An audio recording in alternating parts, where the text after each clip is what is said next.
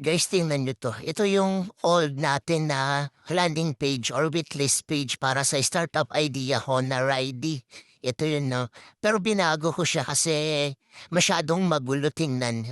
Masyadong maraming nangyayari, masyadong maraming kulay. Dalawa pa yung CTA dito. Tapos yung problem pa dito, di ako makapag-highlight ng text na 'to. Kahit anong kulay ilagay ko dito, hindi siya gaano nag-i-stand out gawa ng background color na 'to na pink tsaka blue. At ito pala yung ano, yung bagong, landing page natin 'no. Eto siya, 'yan isa na lang yung CTA, at yun nakapag-highlight na ako dito yung 17 at yun, kita na agad siya 'no, pagka-ano pa lang.